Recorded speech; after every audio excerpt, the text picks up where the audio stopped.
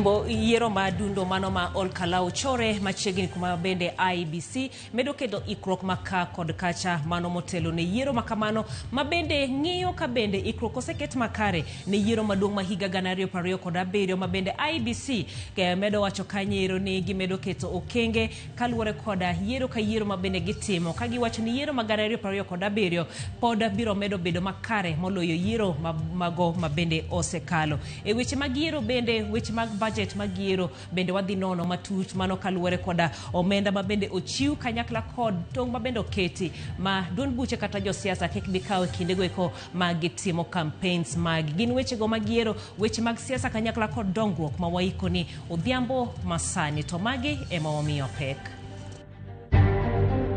We find that the environment is not conducive enough for us to conclude the by-election in Olkalau. We will be left with no choice other than to take the most unfortunate and drastic step of postponing the elections in Olkalau. IEBC obogo wito oko yiero madundo ma Olkalau poni jochung' okoweyo nyayo timbe madhi ataro gi chike mag yiero.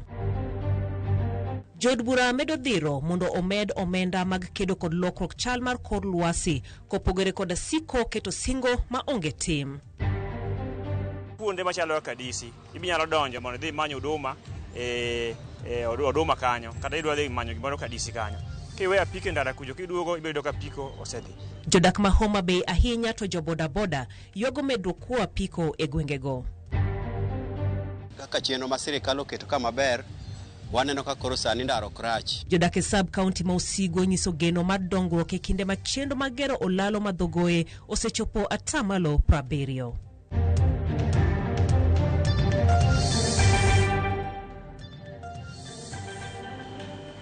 Arwakini machiegni bed kodwa nyaka giko mag weche gi manyien mag ang'ich wele luongani Jai Lieta jaloko marwa en Wilson Ochuka ka bende mana kaka pile warwako kanyero ote magiduto kokale lai mar ote machuok 23600. Kawachako en riwruok mano mar elimu bora kanyakla kod Kenya Human Rights Commission ochwalo kanyero ng'ur e doho ma pacho kendie mano ma malo ma Naivasha kagikwayo mondo doho ochiw chik makumo yawo od nindo ma Melin Waithera block ma jopuonjre 16 nowite ngimagi nyaka timne nonro kendo lose e rang'iny madwarore. Riwruogego wacho ni lalo ngima e skunde ma pachoka koro dwa bedo kido ma ji ng'iyo godo kata bedo ni nitiere yore mag chik madwarore mondo oketi e tim mar rito jopuonjre e kinde ma gintiere skunde. Giwacho ni kata bed ni jopuonjre modhuro osewito ngimagi e skunde, sirkal ma pachoka siko mana ka chiwo singo mag loso kuonde nindo makamago e ong'ala madwarore mak mana ni bang'e ka weche osekwe to wich wil. Timno ero mabende keto ngima jopuonjre e andaki. Doho koro chiko jomak bura mondo odhi nyime kendo chwal ng'ur margi ne jogo midwaro duoko kuomgi e thuolo ma ndalo 7 kapok ochak winj bura makamano.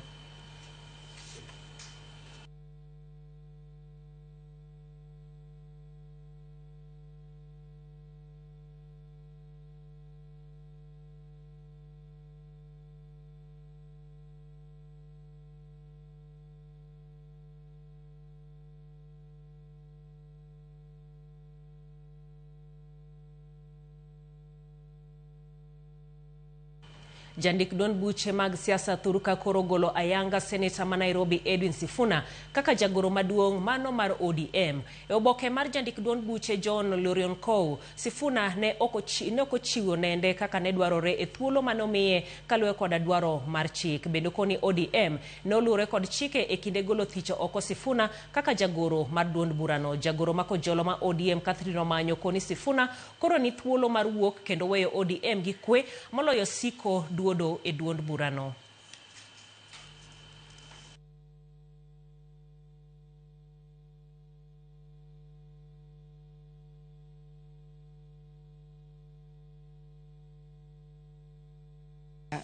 We are also waiting for the registrar of the political parties to give us our stake, because at the end of the day we've been patient enough. We've listened to both sides. We've given him enough time, but we cannot keep waiting for one individual to decide what they want. It is good that he has finally decided, and we had already released him anyway. So it is well with us. It is time to move on, and we already did. So if he has finally realized that actually it was time for him to do the same, then nobody in Kenya or the world can hold him back. Jakom maduol marango weche magiero pachoka Erastus Ethekon onyono katiende ni ochopo kinde manyaka koro piny Kenya neni chenro magiero oriere kendo chomore tir gi chike mata yiero pacho kendi. Ethekon wacho magi kinde mabendo golo siem mager ne jochung elaro kom kar chung od bura ma Ol Kalou koko ni yiero no inyal wit oko poni jochung okoluore kod chike mata yiero pachoka. Efi Nyakidi miyo waler.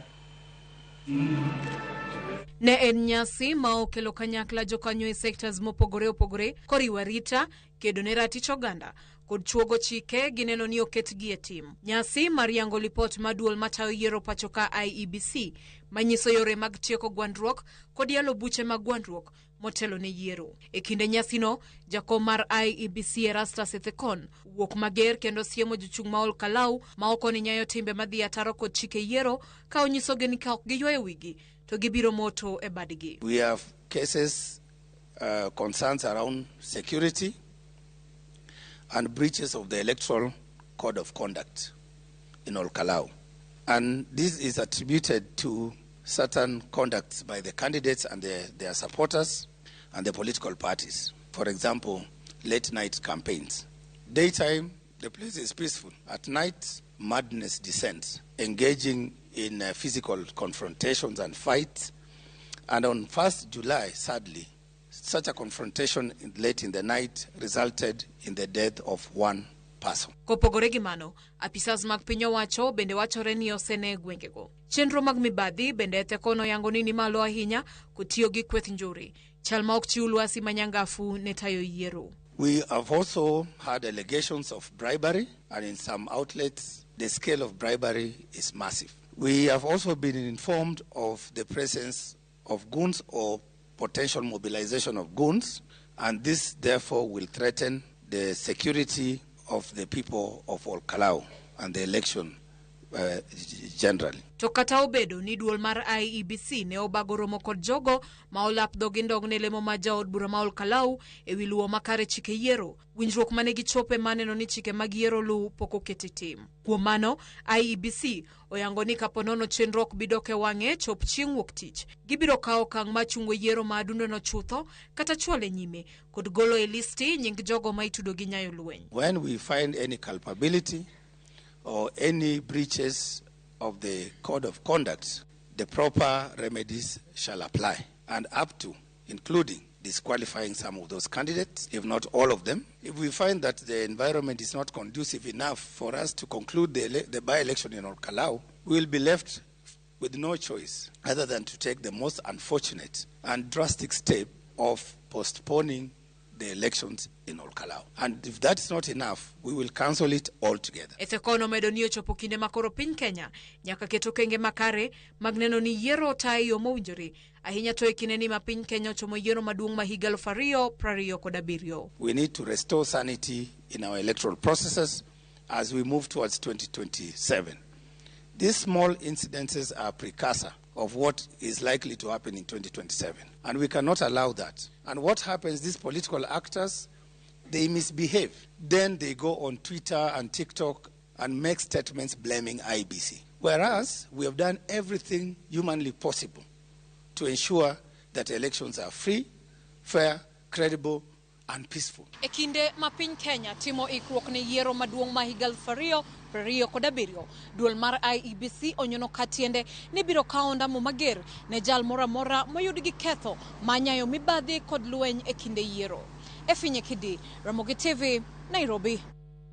Migao mar somo yango ni gikone osetiek chulo jopuonj manonono penj ma KJSEA kod mago ma KCSE ma higa mokalo. Lendo mogol gi jatend migao mar somo Julius Migos Ogamba oyango ni migao mar omenda nyocho chiwonegi shillings bilion 1.5 tarik 7 dweni kendo mano ema itiyo godo e chulo gopego. Migao no wacho ni omenda go osechwal e agulu mar bengi ma jopuonjgo kendo koro ginyalo yudogi. Ewi mano sirkal opuoyo jopuonjgo kuom bedo kod horuok e thuolo no ma chudo margi osedigne kuom dweche bora kendo moseketo gi gidang'ni.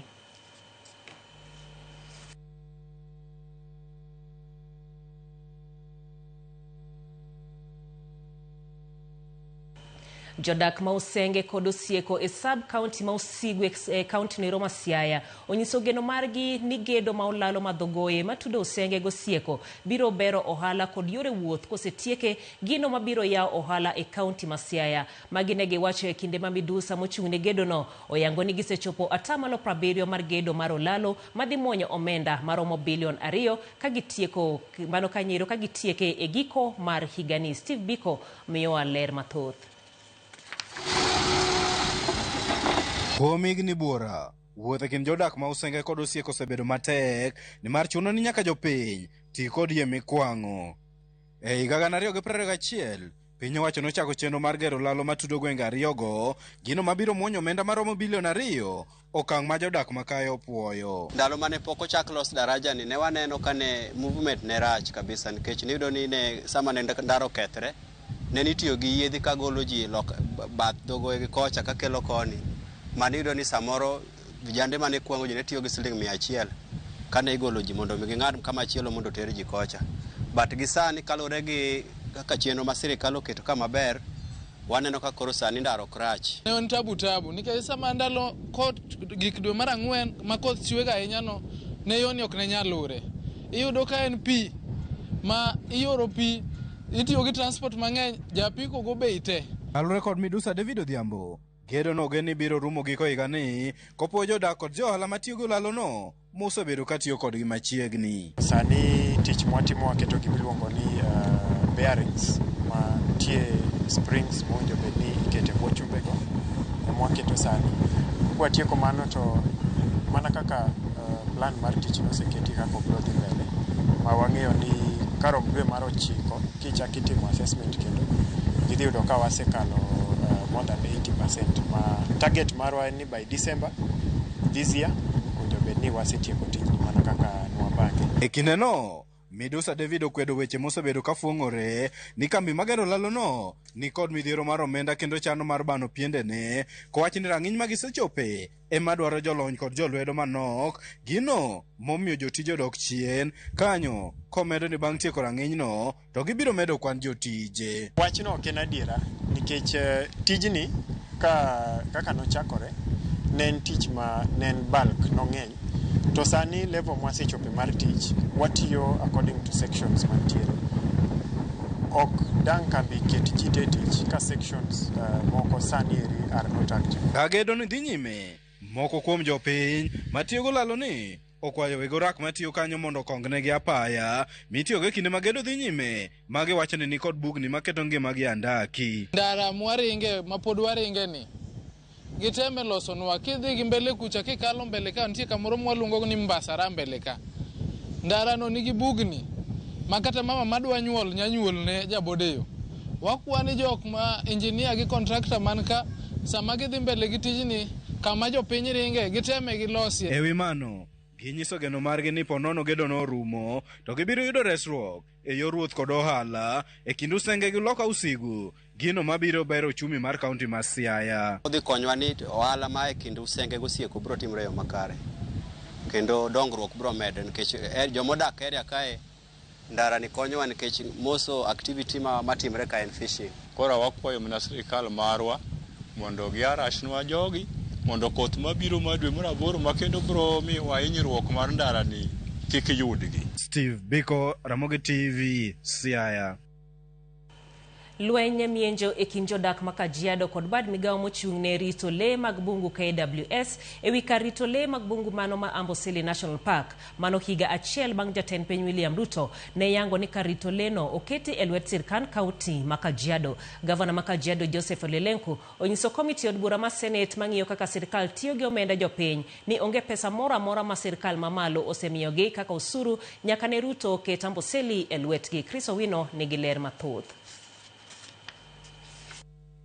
E ranyisi machielo mar singo ma onge kod adiera, Gavana ma Kajiado Joseph Ole Lenku oyango ni onge osuru moro amora ma sirkal mar kaunti no oseyudo kowuok e kar rito lee ma Amboseli National Park higa achiel bang' jatend piny William Ruto keto kar rito lee ma kamano e lwetgi. We are all asking, what are these instruments that the president gave including symbols of animals in Amboseli that were handed to me on the 8th of November 2025, signifying that the transition has completed. The Man Nation, the people are saying, we will go back to the park and take our park from KWS. Okay, before we go that route, because I know they're armed with spears and all those sorts of things, what is a legal requirement? National Park, National Reserve, it's about categorization, gazettement, etc. So there's a legal requirement. What is that legal requirement that we have fallen short on that is leading to this standoff? Enyim komiti mar od bura mar Senate mang'eyo ka tend counties tiyo gi omenda mag jopiny CPAC motelne kod Senator ma Homa Bay Moses Kajwang', Lenku wacho ni county mare ne onego yud bilion 1.5 e chak dwe mar 7 higani kaluwore kod winjruok makamano. There was to be a 6-month transition period that the park has been given out to the county government, but the revenue sharing takes effect 1st of July this year. Come 1st of July this year, which was last week, the county government went to site to pick their 50% share of revenue. And KWS said, no, we have no instructions. And you know, these are armed agencies, security agencies, so the county staff were told, go away. Kalore kod Joseph Ole Lenku, bad migao mochung' ni rito le mag bungu KWS, ne otamore miyogi osuru makamago kagilero ni pok giyudo chik kowuok kuom sirikal mamalo. The president issued a proclamation that this historical injustice have been corrected, and I hereby hand over the management of the park to the county government of Kajiado. E dwe mar 11 higa mokalo, e nyasi mane opak kod sirikal, jatend piny William Ruto ne olando chenro mar duoko kar rito le ma Amboseli ne oganda jo Masai, okang' mane dhi miyo county ma Kajiado bilion 3 e higa ka higa. William Samuel Ruto of the Republic of Kenya and Commander-in-Chief of the Kenya Defense Forces do hereby ordain, declare, and direct that the management of Amboseli National Park is hereby vested in the county government of Kajiado. Jakom CPAC Moses Kajwang' koro ogwelo jatend migao mar limbe bad migao mar KWS kaachiel kod Attorney General mondo chop e nyim komitino mar chiwo ler ewi wachno.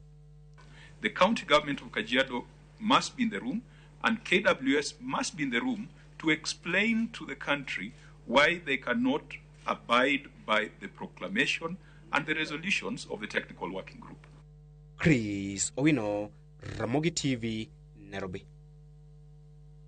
Jochung' madhi laro kombe mag siasa biro chuno mondo olure kod chike michan keti kod duol matayo yiero pachoka IBC. Ponono od bura obiro kalo paro mar chik magichwalo ne od bura mondo ogo kogno kendo opwodhe. Parono oketo kwana pesa mowinjore otigo e kinde campaign e kuonde chung' ute bura duto, kamano oting'o goyo chapa pichni, yore wuodhe, keto posta kod lendo mag ute fwambo. Mana kaka jafwambo marwa Walter Nyambagalero, kwan ma oriedi ne od bura duto ma Kisumu County chalo kamae. Parono mar chik mochwal ne od bura kod duol matayo yiero kod kio pachoka IEBC oyango kaka geng'a mar tiyo kod pesa chadha e kinde mag yiero geto kumo joma nyalo biro muomo kendo dhi ataro kod chikego. Ponono kalge kod od bura e kaunti ma Kisumu e kar chung' od bura ma Kisumu East, jochung' oyienegi mana tiyo kod maromo shillings milion 16.5 kata matin ne pesano e campaigns. To od bura ma Kisumu West, joma biro dhi laro kom od burano duto IBC dwaro ni kikal tiyo kod pesa maromo shillings milion 14.5 kaka yor loruok kod chike mag IBC koponi od bura okale. Jolar kom od bura ma Kisumu Central bende IBC okoni nyalo mana tiyo kod maromo shillings milion 14.5 kende e kata matin ne mano makagi kalo to bade chik biro ngwamogi. Janon siasa Joshua Nyamuri chiwo ng'eyo mare wi wachno. Omiyo chike ma IBC dwa kelo gima controlling pesa mwanyalo tiyogo election biro konyo not only josiasa but biro konyo Uganda mondo Uganda obed ni nyalo yiero environment moko bedo influence gi pesa mondo giyier jotelo motegno nikech kata pesa migologa no ok en ga pesa madine ji te en pesa madine ji matindo ji mang'eny gima pesa no nyalo konyogo japiny malong'o be onge to end up ni jopiny oyiero ng'ama ok nyal telo ne. To kar chung od bura maseme jochung omi mana thuolo mar tiyo kod silings milion 12.9 kende kata matin ne pesa no. E kinde no maromo silings milion 14.7 emo yiedhi ne jochung mageto kom manyando e yiero manyien. Wach mar financing mar election ni en gima pinje mang'eny osebedo ka control and gima omiyo bedo control en ni yiero en thuolo mar jopiny yiero joma nyalo dhi yalo negi e bunge, joma nyalo telo negi kar gavana, joma nyalo telo negi e position. Kar chung od bura mamuoroni IBC yie mana maromo silings milion 15 kende ema yawuowi biro dhigo e piem kata tiyo kod kwan mar pesa matine mano e seto ombulu. E kama bende IBC okete nyong'ong koponi od bura okale parono en kar chung od bura manyakach ma maromo silings milion 14.3 ema owinjore otigodo kata matine mano. To wach sechopo Kenya ka kama tapu maduong' en ni nikech jochung moko ng'eyo ni onge gima ginyalo miyo jopiny ma ginyalo konyogo jopiny ka jopiny oseyierogi kata gionge historia mar gorruok ne jopiny gikonyo jopiny e yo moro amora. Sama yiero chopo to gitemo mondo ginyiew jopiny, so gibiro gi pesa mang'eny to giolo. Ting'e ni piny ka kech oingo to ng'ato biro kawo mana pesa mondo otim gima ja pesa dwaro mondo at least oyude gima nyithinde nyalo chamo kawuono kata kiny. Unono od buro biro kalo parono mobedo chik to IBC nyalo biro kiro oko jochung' mokalo kiewo kendo tiyo kod pesa chadha penjo en ni to bende ginyalo ng'ur kokirgi oko. Ng'ato nyalo dhi e doho ni ratiji mar chung' ong'uki but the facts and the principles mag election, any election onego bed ni en free and fair. To ka pesa mitiyogo miyo obedo unfair nikech campaign ole pesa ma ng'ama onge pesa ok nyal omiyo kata ng'ato dhi e doho to kane ka nyalo succeed. Okulta Nyabaga, Ramogi TV. Odiochienge mar ariyo e kaunti ma Mombasa, Gavana Masia James Orenga nobago romo gi jodongo mag jomiji kenda mano osingo mano mar sire lwedo kaka jatend kweth maketo sirikal tisre mar linda mwananchi. E romono Orengo bende noseyo jatend duond buch ODM Oburu Oginga kuom nyiso jatend piny William Ruto mondo ojiw telo mare e yor tiyo oganda gi tok moruodho jojaoko gi ler mathuoth kowuok Mombasa. Jokanyo e kweth mar linda mwananchi kotelnegi kod Gavana Masia James Orengo ne odhi nyime kod chenro mag lombo jodak Mombasa kuma ne gibago romo gi jodongo mag miji kenda kadho wadh nam chumbi. Linda wananchi, linda Kenya, Harambee, one town. E romono, jodongo go ne osingo mar siro lwedo kweth mar linda mwananchi magikoni gin gigeno ni ema biro reso oganda jo Kenya e tok yiero mabiro.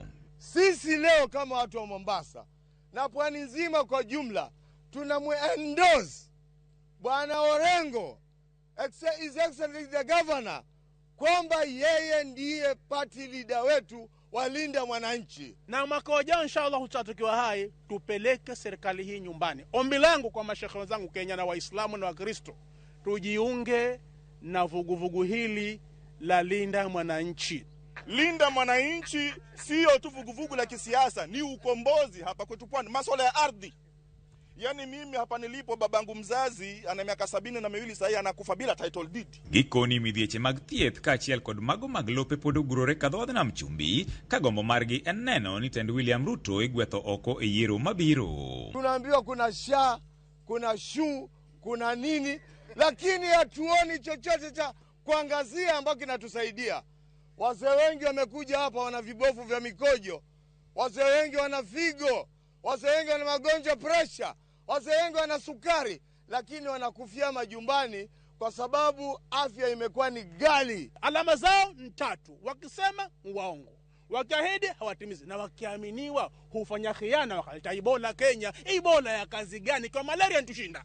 Linda Mwananchi is a national movement. It's not a travel movement. And I'm trying to appeal to everybody, more particularly us in Linda Mwananchi. Nobody should drag us to make Linda Mwananchi be seen like a tribal arrangement. Isechego gogo, Orengo ne owuok tung' mosuo gi jatend duond buch ODM Oburu Oginga kuom nyiso jatend piny Kenya mondo mi oti gi tok moruodho e rakore gi moko kuom midhieche mokwako pacho ka. I was surprised and shocked that our brother Oburu, who comes from a family, a political family, which has fought for democracy and is in a party whose name bears the word democracy, would invite Ruto to be a benevolent dictator. As if already Ruto is not a dictator. Wale watu wetu ni kama network imewapoteza. Chama cha ODM inaweza sema mtu akuwe dikteta, jameni. Wapwani. Yawezekana. Ne kata kamano oramo ni kaka kweth makwedo piny owacho gibiro chung' motegno gi jopiny mar neno ni Kenya itayo kaka chik dwaro. We had said before that these characters, they have sold the party to Ruto. Otherwise, he would not be inviting Ruto to be a benevolent dictator. And I want to tell them and their ilk, Kenya will never be a dictatorship. Tumesema Mheshimiwa Orengo aende akuwe glue katika opposition yote katika nchi yetu. Akae chini na Kalonzo Musyoka. Akae chini na Matiang'i. Akae chini na Eugene Wamalwa. Akae chini na Gachagua. Akae chini na Edwin Sifuna ili tutengeze one indivisible government ambayo inakuja. George Aoko, Ramogi TV, Mombasa. Report no mar Joja Okoterwa yuyo mokwongo mar weche gi manyien mago maga ng'ich welo gi dakika gi gin 27 mosekalo tok sa achiel mar odhiambero kamana inya kuom ote mari Levis Wanyanga iwacho ni ineno ka intiere mfangano. Paul Juma intiere Ndhiwa CBD John Ndhiwa bene gi CBD Jawarianda Jakero kamana hinya ka intiere Warianda Beach Gideon Daya marogo ka Bondo Ramogi TV ler gi miwuoro ni jatend arita pod yulo tiche momiyo jokuoge pod mayo jo apiko ma Homa Bay wacho ni wach malita henya. Aneno Ramogi TV maler kantire na kura yiego kod weche mabeyo ma wayudo mano Robative Ochola Ochieng BT Beatrice iwacho ni intiere Oridi Kanyikela kiluwo weche manyien e makare. Jojo chwata ka intiere Semeka Kele bende wacho ni ikete e Ramogi TV. Jamta woda Awasi Boda erokamana inya wacho ni luwo weche manyien from Awasi Boda. Ka Geoffrey Nyawara intiere Nairobi Makadara Ramogi TV ler kabisa. Newton Onjeza Ramogi TV mosna jo Kanyaluote wach mar yiero nyaka IBC wacho ni ti mate kabisa. Ase Molo from Kakumba Wangete kero kamana inya Kenneth Matiba Makana ka Oliver Macton iwacho ni intiere Kisumu imor kod chenro mag Ramogi TV duto tero kamana inya kuom ote mari machielo manenen mari Alwala Junior intiere Dirubi Orphanage Nyakachi bendi wacho ni luwo weche manyien. James Ogutu kantiere Kabondo Chiro kowuor imor gi Ramogi TV gi weche maler mabende iwacho ni Ramogi TV kelo ni mago kanyiro e ote montiere godwa dhi mane yue machok pod odugo gi weche manyien mamoko kikidhi mabor.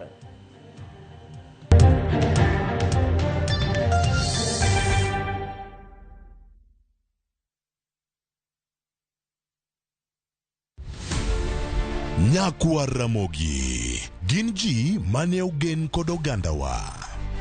Negitiyo ne oganda e kidienje mopogore opogore. Moko ne jo od bura, moko ne gin jobetre, moko ne gintiere kaka chife man gi mbi mokalo. Nitiere kuonde manotimo maber, nitiere kuonde manotimo marach. Mano en kawaida gi tich mar ruoth.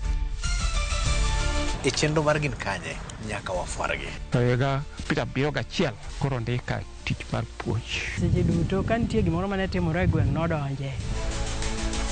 Nanona kuonga igu kuogo kongo. Igo romo nyaka jokuoyo kitna wanted gibiro nega seje nade. To nano ankan kod polisi machiegni sana. To moko magoro selalgo. Development ma for East Africa. Negitime kanyakla gi Dalet Jaramogi. To bende yango sigandgi. Chieng' tich abich ka tich abich saa 3 otieno. Tudri gi jata chenro ni Walter Nyambaga. Mana e chenro mar gin kanye. Kik bai.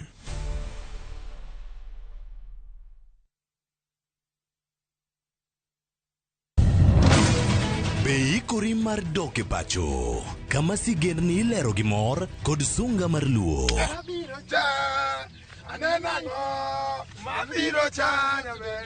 Chakre weche hera mamulo chuny, anyuola, timbe machon, nyaka sigendni madongo mag kit anyuolawa mapakowa. Magi ok gin mana sinema, magi gin sigendni magwa. Ka oko mana chikni, emomiyo koro sani wabedo kaka familia. Kar nyamerwa, dak efore to wantie. Dhok ma wawacho, koko mag nyierowa, kit luo kod sigendniwa nenore ayanga.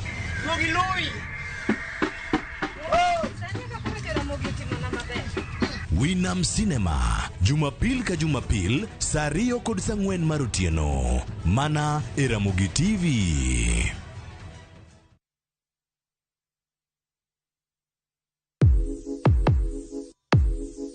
Donje piny manigi nyadhi. Kama gimora mora nyiso sigana mar kit nyadhi momedore. Kochakore kido kod tim oganda, wuodhe manyangafu materie kuonde moyiedhi e kind mamoko.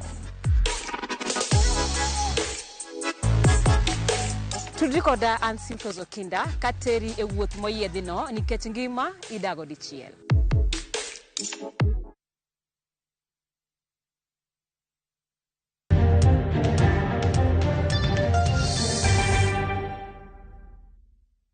Machiegni kendo komiti mar od bura mamalo mang'iyo weche lokruok chal kor lwasi pachoka dwani medo omenda ma iketo e jiwo tiyo kod teko ma ok ketho alwora ka gikoni nyaka koro Kenya kete tim chike makonyo duoko piny midhiero mikelo gi lokruok kor lwasi ka giloso Kisumu gi jiwo jopiny mondo orit alwora kendo geng'o gigo manyalo chido aoche kod nembe ma pachoka. Millicent Adhiambo miyowa ler mathoth. We cannot forget all of us recently when our country was also experiencing floods. We have lost a lot of cattle to the northern part of Kenya, pastoralists being affected on matters of a lot of food insecurity.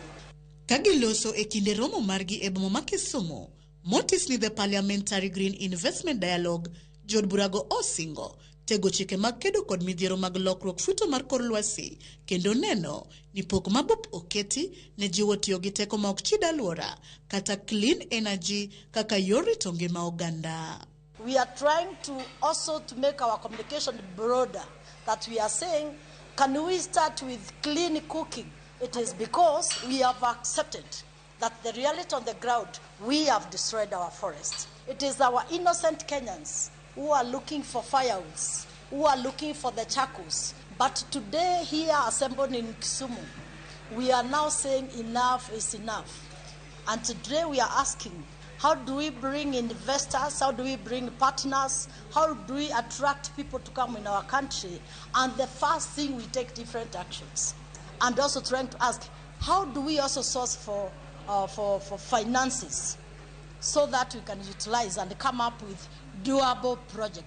Gisiro chenro mar sirikal mar dwaro pidho yiende bilion 15 kaka yor keto Kenya mamajan chopi 2030 ka giyango ni sani gisechako tiyo kod migepe mopogore mar yaro tiyo kod lony manyasani e tedo kod teko marito alwora kaka gas kod sola e kind mamoko mondo othir wach tiyo kod yien kata makaa. Over 70% of Kenyans are just relying on the firewoods and the charcoals. As we continue destroying trees, as we refuse to plant trees, the cycle for the rainfall will continue being affected. We want to support clean cooking so that we can save our forests. We are trying to ask ourselves, which technologies have we seen here and there? Therefore, with even the partnerships of the REREC under the Ministry of Energy, we think we can partner and we try to bring some solarizations in our different institutions. Bende gigo duondgi piny ewi medruok chilo madonjo e aore kod nembe mapachoka ka gijiwo jo Kenya mondo kaw ting' marito alwora ahinya to aore kod nembe gitielo mondo omenda oket mathoth kaka yor konyo eno ni gwenge duto malokruok futo mar kor lwasi thoro hinyo oyudo pok marom mag gige kedo gi midhiero makamano mondo gichak tiyo gi teko marito alwora. We are also talking about how do we also make sure that we include the marine conservation. Purely the environmental matters, it has been always underfunded. But when you go to some developed countries, the first priority funding, it comes first on how do they make the impact on climate change. With the FLOCA project, can we also do expansion so that we can make it more visible? Millicent Adhiambo, Ramogi TV, County Makisumo. Duol mochung'ne tije mag fombo pacho ka Mano Media Council of Kenya odhialo jafwambo matene ma pacho ka moting'o Fred Obachi Machoka ma bende ohingo higni 50 mag tije kaka jafwambo pacho kae. Nyasi ma kamano otim motelo ne dhialo odiechieng' fwambo ma ichan bagi dwe mar 9 mar higani. Otieno Joab miyowa ler mathoth. En nyasi mar ingo higni 50 ne jafwambo mar Citizen Fred Obachi Machoka. Ok mana kuom bedo kuom thuolo mathoth e pauno, to kuom tich maler kod bedo jasiniani mar neno ni jopiny oyudo ng'eyo mabiro kelo kony ne jok manie paw fwambo. 50 years ago, a young man was given 5 minutes of airtime, and those 5 minutes grew into 5 decades. So we are marking 50 years of work in the newsroom. But I believe that we have a few investigative journalists here. We need to investigate his birth certificate, celebrate him, but also the offering of his Golden Jubilee, not just as a celebration of him, but as an opportunity for us to remember those who have served the industry, those who have skills and the abilities to come back to help the industry. Romono no yore kod jotelo mopogore mar duol mochung'ne weche fwambo pacho ka MCK. Jofwambo mamoko mosebedi paw fwambo kuom thuolo malach kaka Lee Njiru e kind mamoko mabende ne odhial. But we are combined with him with Bwana Lee Njiru, where we are celebrating 46 years. He was in the newsroom, and Madam Buria here also 45 years. So really, as we are celebrating and organizing that big event in September. We are also joined here by Madam President Zubaida Kananu, who also is the president of the Editors Guild, where we have really many editors. Doing the same job for 50 years, continuously, it is not a joke. It needs celebration. Fred Obachi to ethuolo mare. Opuoyo MCK kuom nyasi makamano, kowacho ni ingo odiechieng'no ok en mana mar nyiso ng'at ma en, to mar nyiso jofwambo ni tijgi ok dhi kanono. This celebration belongs to those who were there during the analog era, when there was one media station which opened at 6 a.m. and closed at 11 p.m. all through to the great digital age with diversified media platforms. When a profession honors its veterans, it tells every journalist and broadcaster still on duty that their work indeed has worth beyond the day's bulletin.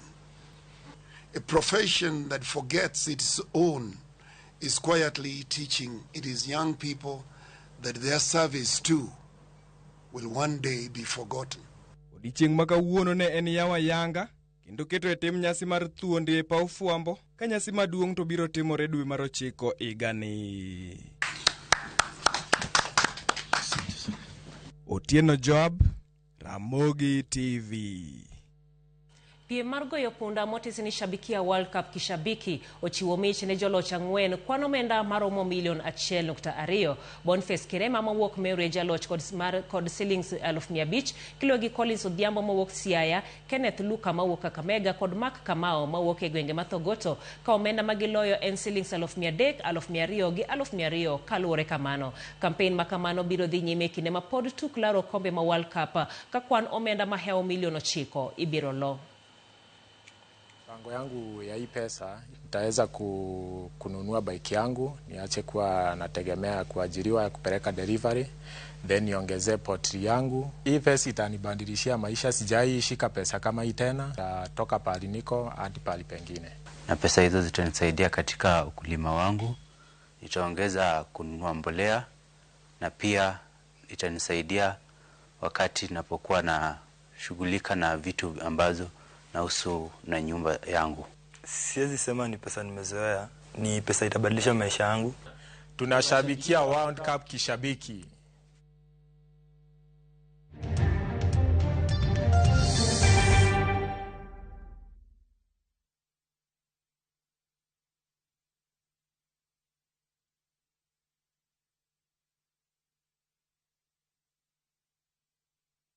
Dubai has a way of making everything feel bigger. One moment you're exploring the city, the next you're cruising through Dubai Marina at night with dinner and skyline views all around you. Then suddenly you are in the desert, watching the sunset and enjoying a barbecue dinner under the stars. It's adventure, excitement, and unforgettable moments all in one trip. Experience 4 nights in Dubai with View Travel, starting from $1,180 per person sharing. Visit www.viewtravel.com or call 0703-254-254. View Travel. Dream, explore, discover.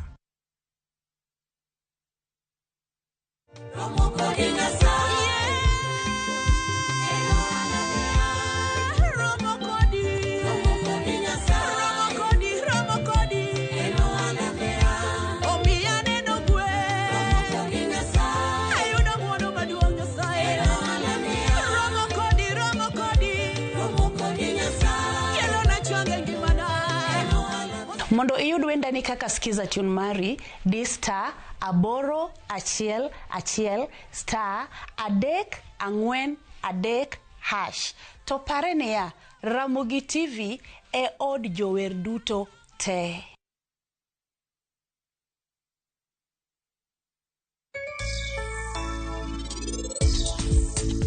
Kaka skills ber, because skills ibro chiemo the whole time my teach. Kata in kare igoni sim, kata ka in kanya tigoni sim, ni iko hivi tim kama.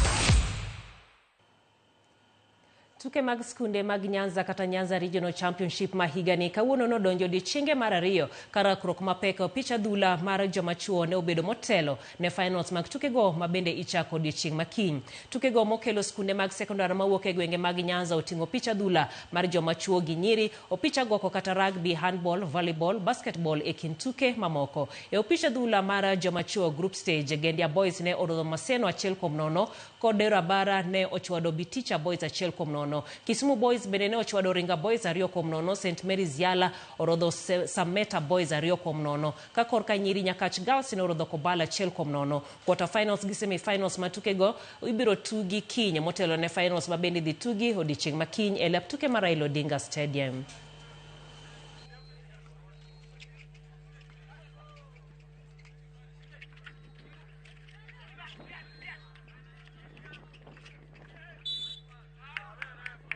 Tugonetek so pile ng'ama tek zaidi ema win ema nyalo wadgi. Koro nwayudo opportunity, nwayudo chances watiyo go maber. So wan ga dier ni wadhi dhi e finals. Bemo miyo nwabiro ka. So we also want to appreciate opponents. We create so many enemies, but we appreciate them because the insults Masayudo are the ones that are pushing us. But our boys have done well. We were training to win. We came to compete, and unfortunately, we have lost it. But we have not lost hope.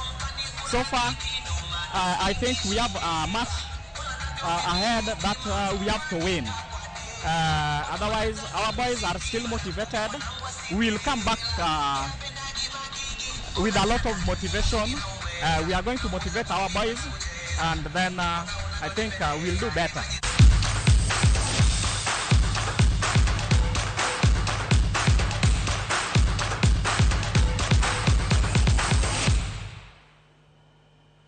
Agi kanyo bende mwatieko godo wech manyien magang'icho ilo to mana mapiyo piyo Boli Junior kawuok Kuyoma iwache neno maler kabisa ikwayo rengo were kod oburu ogo siasa mare moso kinyisa nyinge abenda nini mabero mano Kotha Jakonyuro Tieno Small kawuok Yadh Ngima Migori County rokamana hinya kuom ote mari kanyakla kod Martin Ochieng mano Kanyero mar Rweyo rokamana inye bende wacho ni